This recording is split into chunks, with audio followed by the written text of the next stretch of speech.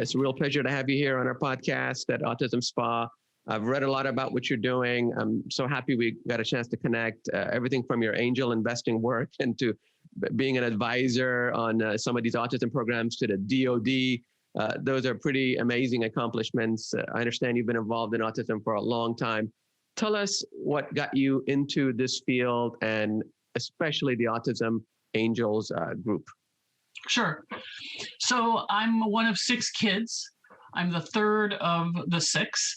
And in the late 60s, the fourth of the 6 went to the Cleveland Clinic with my mother and was the very first person diagnosed with autism at the Cleveland Clinic. When the doctor said to my mother, "How can you live with this wild animal?" You know, it's a very different world for you when you and your wife received the diagnosis of your son. And it was a very ugly world. That was when the mothers were deemed as cold. And my mother was like, well, I have 3 other kids that are not like Michael. And so that was the beginning. And at that point in time, a lot of people thought we were saying artistic and not autistic. That was a common theme in the 60s and 70s until autism started to unfortunately grow at a higher length, but the spectrum grew wider. So my father, my other brother, who was followed by Michael, was diagnosed in his 20s with Asperger's, which is now part of autism. And so that was a challenge for him. He had a lot of learning challenges. So that was important for him to get that diagnosis. It gave him a lot of answers. So that was good. He has a successful job and recently was married for the first time in his mid-50s. So he's doing well.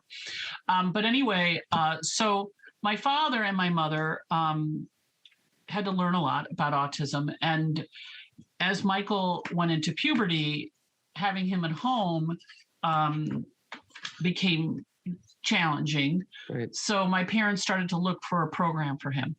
And, it was really hard. The stuff they saw are things that you don't want to see. In the 60s and the 70s? This would have been in the 70s. 70s, right. Yeah. So, electric shock, the place my parents ran out, this is not acceptable for my son. And they finally, after a bunch of research and traveling all around the country, they found a place in Delaware called Eau Claire.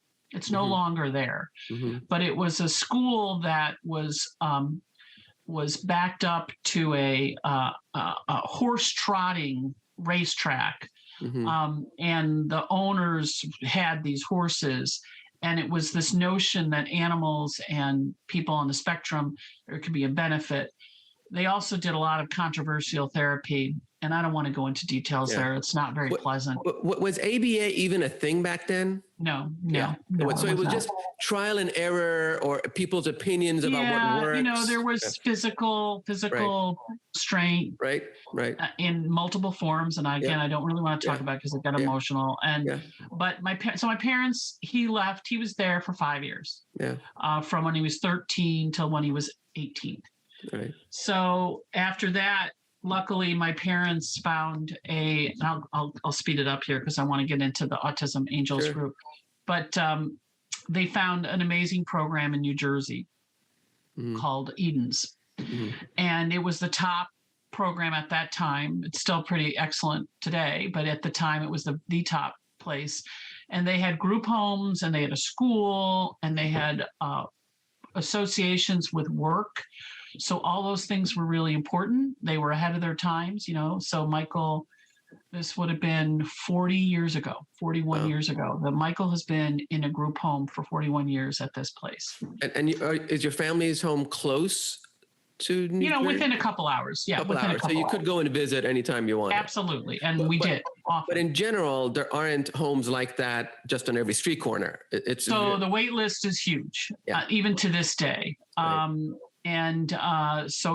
We were very fortunate that Michael got into that program. And he, like I said, he'll be there for the rest of his life. Right. And we have a video call with him every week now with COVID. And we see him because we've had some most of us have been vaccinated. Well, many of us and the entire staff there and the group home people. So we've had I'll see him in August when I go to New Jersey. Right. So New Jersey passed the Gambling Act sometime in the 80s, I think. Mm-hmm. I can't remember exactly, but that meant that Atlantic City became a gambling hub, and the monies and the royalties from that went to senior activities and to special ed in New Jersey. So there was more money in that state than other states, at least earmarked. And so a lot of people on the spectrum, or families with people on the spectrum, went to New Jersey for these services.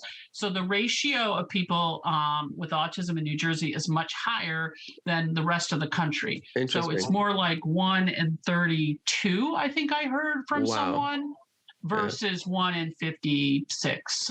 So it's really interesting to see how that may not, that's burdened the state, obviously, because they didn't expect that. They were basing it on the stats of the time. So anyway, it's just interesting how data and the spectrum range has impacted a lot of it changes state to state. I mean, a country the size of California is going to have a very much different ways of dealing with special needs.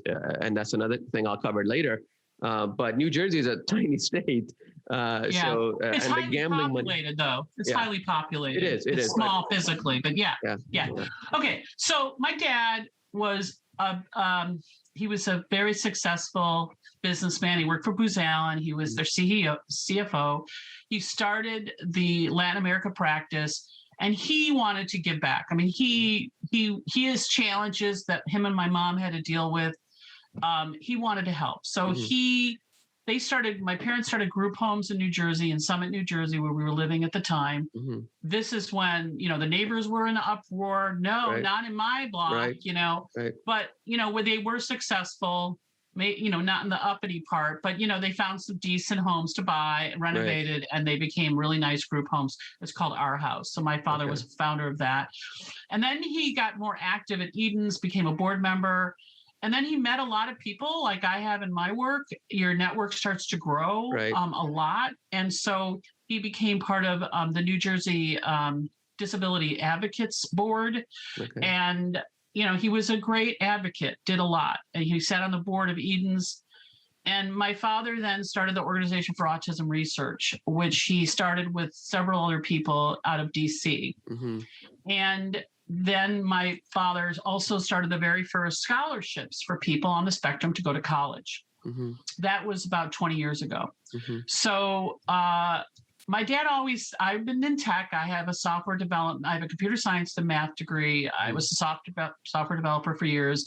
And I worked in health IT for many, many years. And he said, you need to take your tech background and your autism knowledge and do something. Do something to help.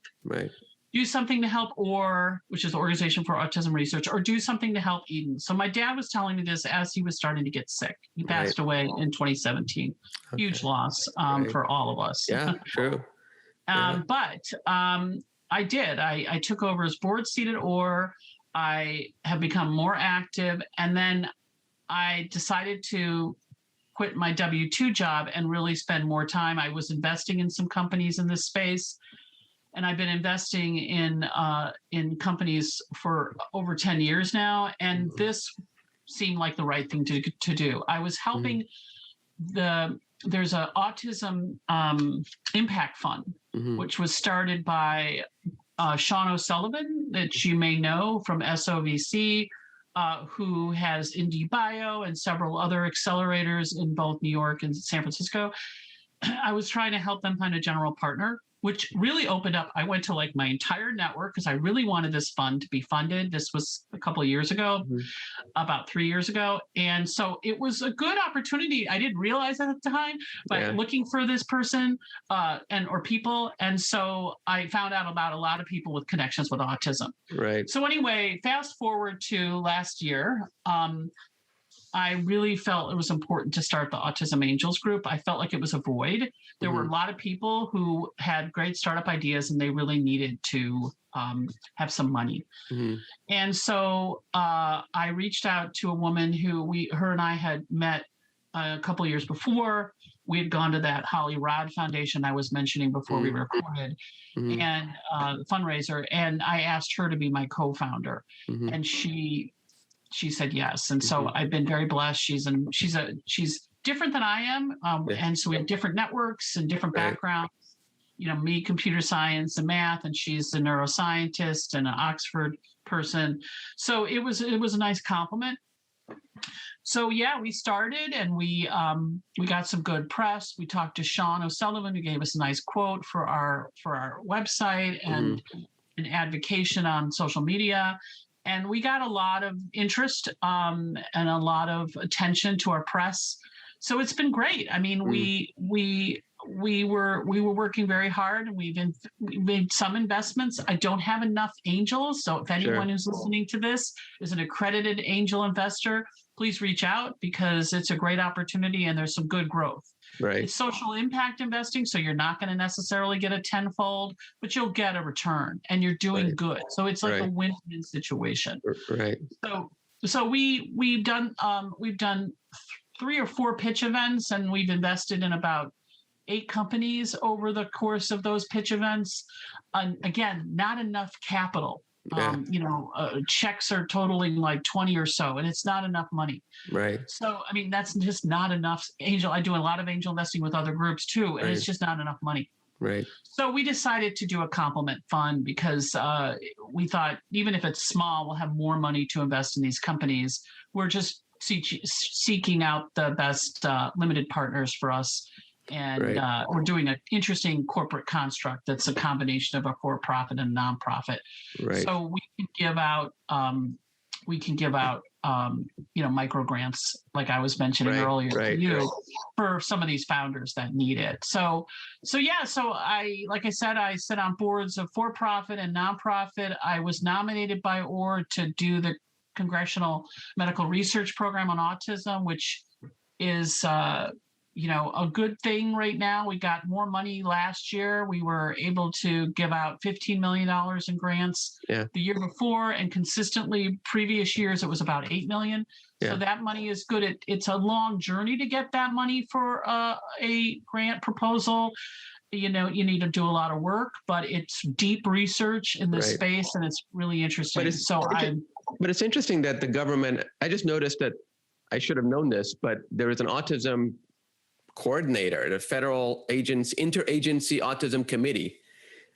Right. And I know a couple people on that committee. And a woman who's a professor at my alma mater, Dr. Carter from UMass Boston, is on there, and Hari, who's a nonverbal.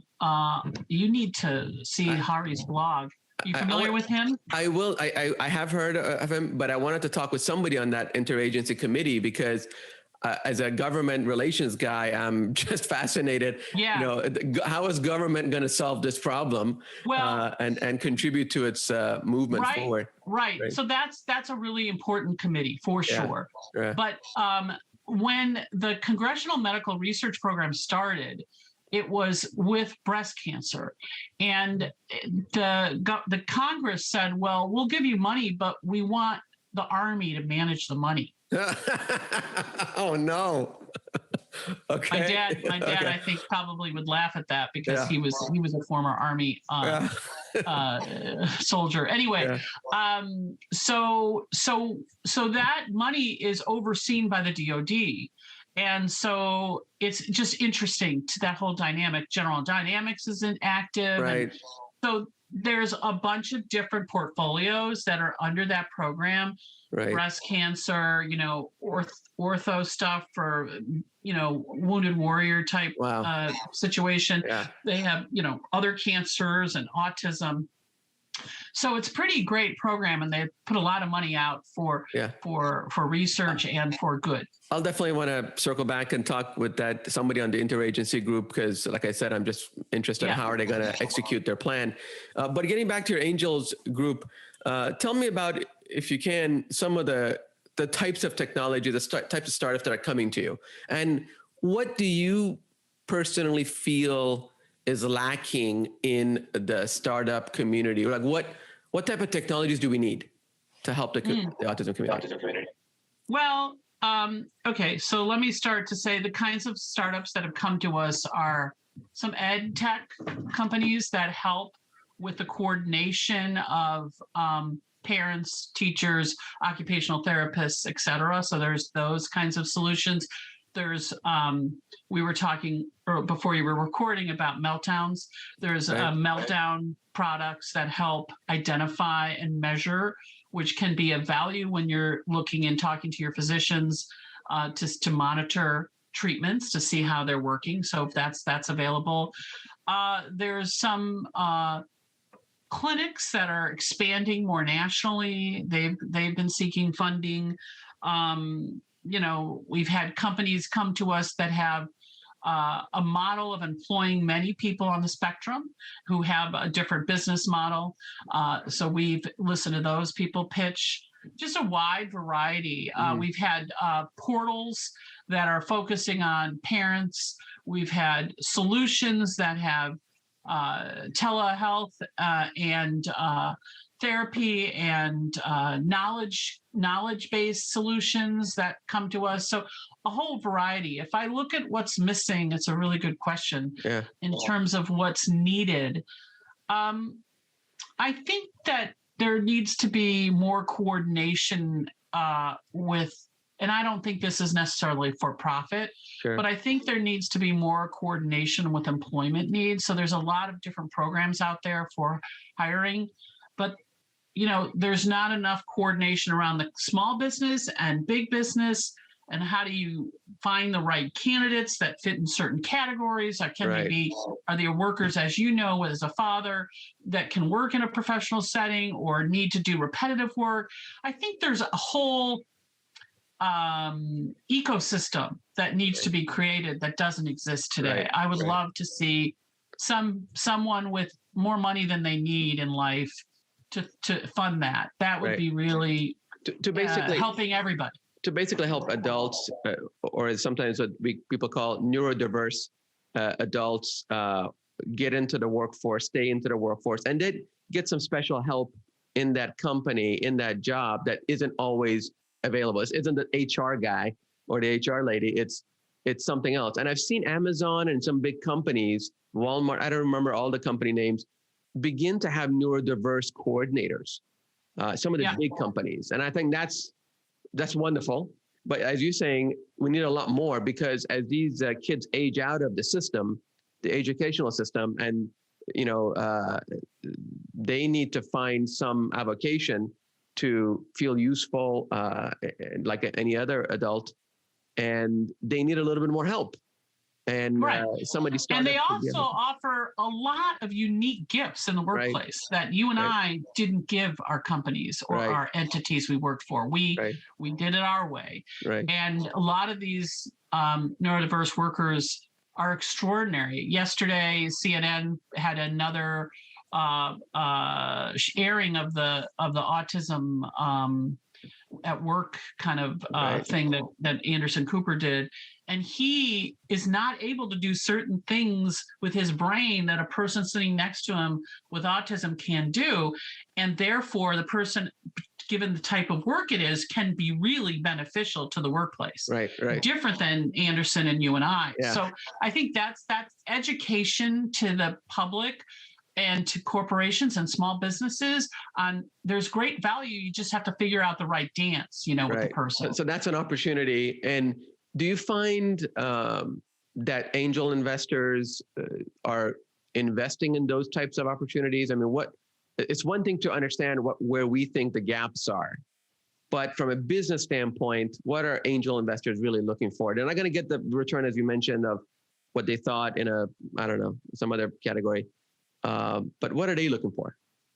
They're looking for value in the community. So the autism angels investors who have signed up and paid the small fee we asked them to pay, they are either neurodiverse themselves, or they are our family members, or they just care. They care about this mission. Because they see the value in society to caring about the mission. So those are the three types of investors. They're all accredited. And so each one has an individual way of thinking and deciding if they're going to invest. Some may only have, $25,000 a given year to do investing. So they'll only make small checks, Right. So it all depends on how active they are, how big their checks are, but they answer with their own heart. And Right. so a parent who sees a tool that's going to help their child in the school may likely to invest in that, or to help their child with a meltdown, or to help, they think that there might be bigger return and a big impact on a services solution. Those kinds of decisions are very personal based on the investor. Right. Well, just like you and I, your family invested really in autism development and research. Thank God for as long as your father has, and now you are. Here I am doing a podcast on autism.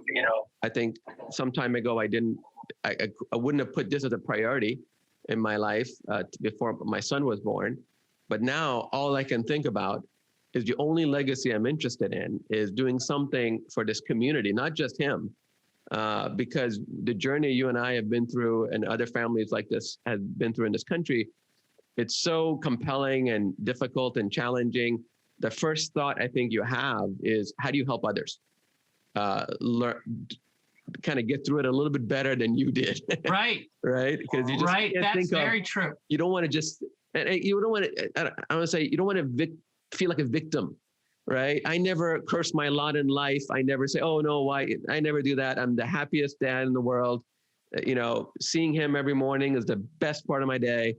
I wouldn't trade it for, all the tea in China or something. But I know other families have it tougher. And they need, some more help. Yeah. And I feel like if people like you and I and angel investors and communicators and people that are have some superpower to help the community, then that's what we need to do. However long we can do it. That's my feeling. Yeah, no, that's so true. I worked on a paper that was pseudo associated with Stanford called ND Gifts, Neurodiversity Gifts. Mm-hmm. And it was about maybe 60 pages. And there was a section that I was assigned with another colleague in New York on the disadvantaged people who have autism. Mm-hmm. And it was really doing the research so that we were speaking with some knowledge, mm-hmm. was really interesting. And, a lot of different cultures will hide the autism and not let the person leave the house and don't want anyone to know. And it's like, that's humiliation, which is not true. Right. I mean, it is what it is. People, and so that, the people of color, for example, or below the poverty line, don't have access to the treatment that your family and my family have been able to access. There is a huge opportunity, social impact for that community that you were alluding to is really something that the overall community needs to figure out and lift up, big time. Right. Well, Cathy Farmer, you've made a friend for life. We're part of the same family. We're part of the same family. We're part of the same larger family, right? It's my uncle Farmer from my aunt Farmer from. There you go. There you go. You have an uncle Afshar out in San Diego. So. No, I'm in Berkeley. So anytime you need family in Berkeley, we're here. Thank you. Well, this is part of the joy of doing this podcast. And, I come across so many professionals and experts that have a passion. I really haven't seen any other industry where people connect, like we were able to connect and then continue to help each other, because we know we need a lot of help. We don't have all the answers. We need a lot of help. So we're going to keep talking, Cathy, and whatever I can do to help your mission, you can count on me. I know I can count on you. And I will call on you to talk more about the Angel Investing Group. And as entrepreneurs come up, I'm happy to have them on my podcast and help pitch them, be an advocate for them to get their methodology. Because sometimes I understand working with tech companies, they're good at the tech, but not the communication and the public affairs and the storytelling, right? So that people tell me I'm not bad at, so I'm happy to tell their story any which way I can and help them bring all of those amazing ideas to fruition, scale up. So the next time somebody gets that could be a difficult moment, that diagnosis, You don't feel alone. You don't feel overwhelmed. You don't feel depressed. You feel like you have a wealth of resources at your disposal. That's really what we're going for. The angel investing in the pod, this is just an excuse to help people at that moment, their most vulnerable, most difficult moment, feel empowered. That's what we're going for. So I feel very blessed to have made this connection with you, and we're going to keep talking, Cathy Farmer. Yeah. Thank you so much for coming on my podcast. Take care. Great. Bye. Bye.